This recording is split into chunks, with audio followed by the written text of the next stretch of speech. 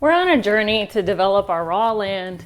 We're gonna build a tiny house first, and we're learning about permaculture so that we can incorporate those methods as we do the things that we're doing.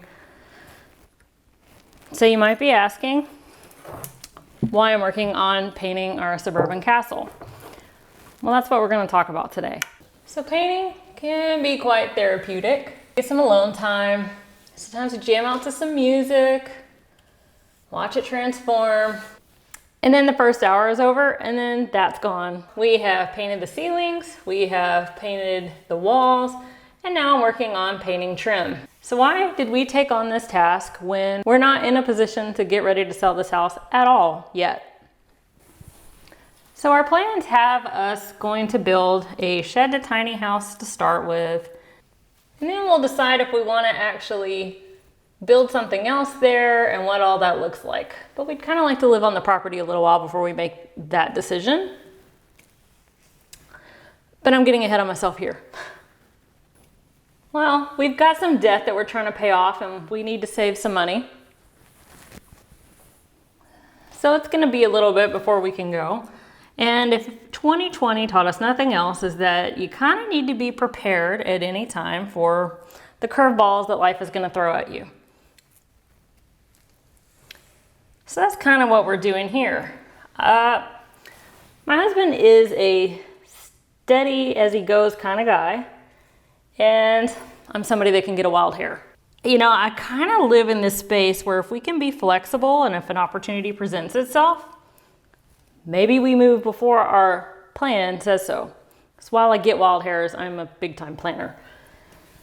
The other thing this does for us is it gives us some motivation. At least we're working towards something, even if we can't be at that end state yet.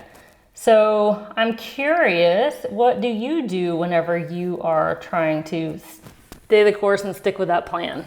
Let me know in the comments below how you keep your sanity in the middle. The other perk of painting everything has been that it's helping us declutter.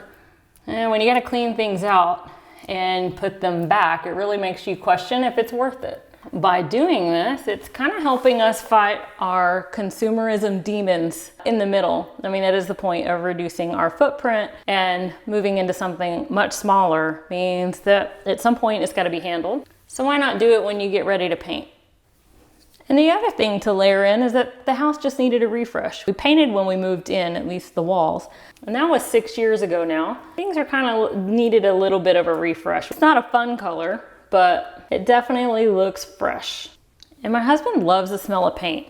Not paint sniffer kind of paint, but you know, wall paint.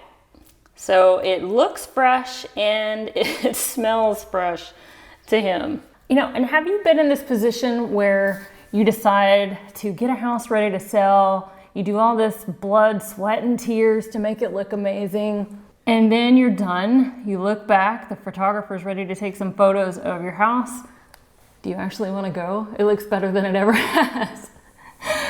So the other reason for this refresh is that we'd kind of like to enjoy that messy middle a little bit more by having a fresh spot that we enjoy too.